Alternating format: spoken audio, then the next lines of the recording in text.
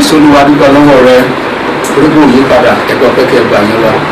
ọ̀rọ̀ rẹ tí a ń lọ sínú rẹ̀ sí wa níyè ẹ̀fọ́ yẹ ìyó wa gbọ́dọ̀ fún Olúwa lórúkọ Jésù Kristi Olúwa wa. A lo àkókò yìí láti kí gbogbo ẹ̀yin ọmọ Ọlọ́run pé a kú ìpalẹ̀mọ́ de ọdún àjíǹde adẹ̀kí wa fún Jímọ̀ rere ti ọdún 2020 yìí ní orúkọ Jésù yóò ṣe iṣẹ́ ìyanu nínú ayé ẹnìkọ̀ọ̀kan wa àti nínú ìjọ wa àmín lórúkọ Jésù. Ibi tí a ti fẹ́ mú ọ̀rọ̀ Ọlọ́run jáde ta fẹ́ kíyèsí ó wà nínú ìwé Gálátíà orí ìkẹta ẹsẹ̀ ìkẹtàlá àti ìkẹrìnlá. Kí Kristi ti rà wá padà kúrò lọ́wọ́ ẹ̀gbọ́n òfin ẹni tí ó fi ṣe ègún fún wa nítorí tí a ti kọ pé ìfibúlé olúkúlùkù ẹni tí a fi kọ́ sórí igi kí ìbùkún Ábúráhámù kí ó wá sórí àwọn kèfèrí nípa Kristi Jésù kí àwa kí ó lè gba ìlérí ẹ̀mí nípa ìgbàgbọ́. Hallelujah. Èyí ni ọ̀rọ̀ Ọlọ́run. Kókó tá a fẹ́ kéèsì náà ni wípé a fẹ́ wo pàtàkì èrèdí tí Jésù Olúwa fi kọjá lórí igi àgbélébùú pàápàá fún àwa Kristẹni. Eléyìí ni a fẹ́ kéèsì èrèdí pàtàkì tí Jésù fi kọjá lórí igi àgbélébùú. Bíbélì wípé láìsí ìtàjẹ̀sílẹ̀ kò sí ìmúkúrò ẹ̀ṣẹ̀. Nítorí náà láti inú májẹ̀mú láéláé òun náà ni ìtàjẹ̀sílẹ̀ tí ń wáyé pẹ̀lú ewúrẹ́ tó fi ń ṣẹbọ tó fi ń ṣètùtù ṣùgbọ́n kò lè mú ẹ̀ṣẹ̀ kúrò títí dé àkókò tí Jésù Olúwa tó fi ara rẹ̀ ṣẹbọ yẹn ni pé kíkọjá lórí igi àgbélébùú ó tilẹ̀ jẹ́ pé Bíbélì gbé gbogbo ènìyàn ló sáà ti ṣẹ̀ tí wọ́n sì ti kùnà ògo Ọlọ́run. Eléyìí ló mú kí Jésù kó kọjá lórí igi àgbélébùú. Lọ́nà kínní Jésù Olúwa kọjá lórí igi àgbélébùú láti rà wá padà kó lọ́wọ́ ègún òfin nínú májẹ̀mú láéláé. Bíbélì wípé bí ẹnikẹ́ni bá rú ẹyọ kan nínú ẹ̀ ó ti rú gbogbo ẹ̀. Kò sẹ́nikẹ́ni tó lè kó ògo já ní májẹ̀mú láéláé nípa ti òfin. Ṣùgbọ́n Jésù tó kọjá lórí igi àgbélébùú ó wá rà wá padà kó lọ́wọ́ ègún òfin yìí. Ègún òfin tí a dẹ̀ ń sọ̀rọ̀ rẹ̀ yìí òun náà ni wípé gẹ́gẹ́ bí a ti sọ pé a dá wa láre nípa Jésù tó kọjá lórí igi àgbélébùú. So ikú Jésù òun ló jẹ́ kí àwa Kristẹni kú ní ìdáláre kó lọ́wọ́ ègún òfin. Ọkàn kọ́kàn tó bá ṣẹ̀ ní májẹ̀mú láéláé kíkú ni yóò kú. Ṣùgbọ́n báyìí Jésù ó wá gba ikú wa kú lórí igi àgbélébùú. Nítorí náà bí ẹnikẹ́ni bá rú òfin kan orú gbogbo ẹ̀. A dúpẹ́ lọ́wọ́ Ọlọ́run fún èyí gẹ́gẹ́ bí Jòhánù ti sọ nípa ikú Jésù onítẹ̀bọmi nínú Jòhánù orí kìíní ẹsẹ̀ kọkàndínlọ́gbọ̀n pé wo ọ̀dọ́ àgùntàn Ọlọ́run ẹni tó kó ẹ̀ṣẹ̀ aráyé lọ. Lọ́nà mìíràn ìwẹ̀ kíkọjá Jésù lórí igi àgbélébùú yìí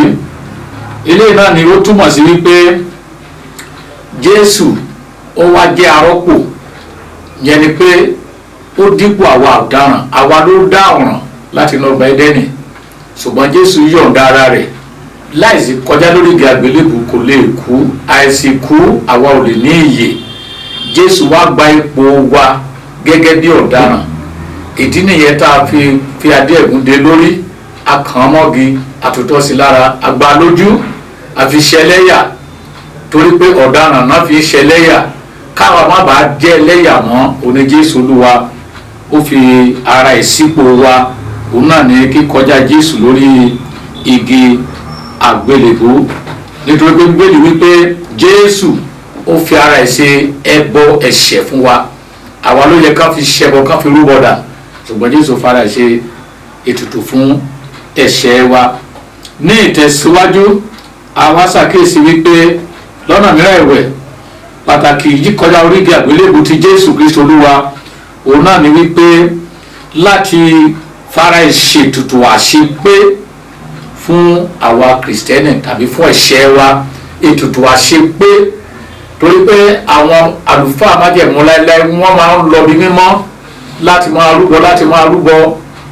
ní gbogbo ìgbà àti lọ́dọọdún ṣùgbọ́n a rí pé ẹbọ tí wọ́n rú yìí tán ta ẹ̀jẹ̀ sílẹ̀ ẹ̀jẹ̀ ewúrẹ́ akọ màlúù kò mú ẹ̀ṣẹ̀ kúrò ó ń bo ẹ̀ṣẹ̀ mọ́lẹ̀ ni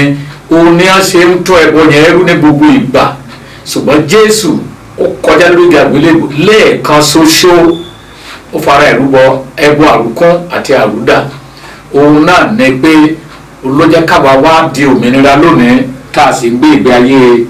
òmìnira gẹ́gẹ́ bí kírísítẹ́nì nítorí ìdí èyí ní ọ̀nà láti mú wá sí ìdánidúró lábẹ́ ìwàásù yìí fún àwa kírísítẹ́nì láti jẹ́ àjùmọ̀jogún ìlérí Ọlọ́run àti májẹ̀mú ìbùkún náà ti Ábúráhámù ká tó lè wá jogún ẹ̀ gẹ́gẹ́ bí kírísítẹ́nì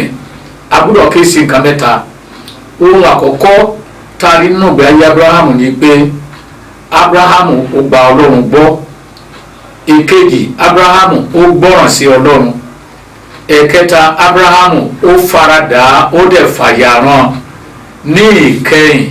àwọn májẹ̀mú àti ìlérí Ọlọ́run ó ṣẹ kí sì ni àwọn ìlérí náà àti májẹ̀mú Ọlọ́run bá dá májẹ̀mú pé nípasẹ̀ rẹ̀ màá sọ gbogbo àgbáńlá yìí di ẹni ìbùkún dídí ẹni ìbùkún yẹn òun náà ni pé nípasẹ̀ Jésù òun náà ni ìbùkún wa tí Èṣù ti gbà nínú ọgbà Édẹ́nì ń la máa gbà padà torí a kọ pé nípasẹ̀ ẹnìkan èèyàn púpọ̀ di ẹlẹ́ṣẹ̀ ṣùgbọ́n nípasẹ̀ ẹnìkan a ó sọ ọ̀pọ̀lọpọ̀ èèyàn di olódodo yẹn ni pé nípasẹ̀ Jésù tó kọjá lórí àgbélébùú ìkọjá lórí igi náà ni sísọ ọ̀pọ̀lọpọ̀ di olódodo nítorí náà àwọn nǹkan mẹ́ta ẹ jẹ́ káwa náà fi sọ́kàn ká dẹ̀ rí pé agbọ́lọ́ngbọ́ a dẹ̀ gbọ́ràn sí òfin àti àṣẹ rẹ̀ a dẹ̀ jẹ́ ẹni tó ní ìfaradà torí pé Bíbélì sọ fún wa nínú ìwé Deuteronomy orí 28 ẹsẹ̀ kìíní àti kejì ó ní yóò sì ṣe bí ìwọ bá farabalẹ̀ gbóhùn Ọlọ́run rẹ̀ tó dẹ̀ ṣe ohun tó pa láṣẹ fún ọ lónìí ó ní àwọn ìbùkún wọ̀nyí yóò dẹ̀ máa ṣẹ mọ́ ọ lára bí àwọn náà bá ń fẹ́ ìbùkún Ọlọ́run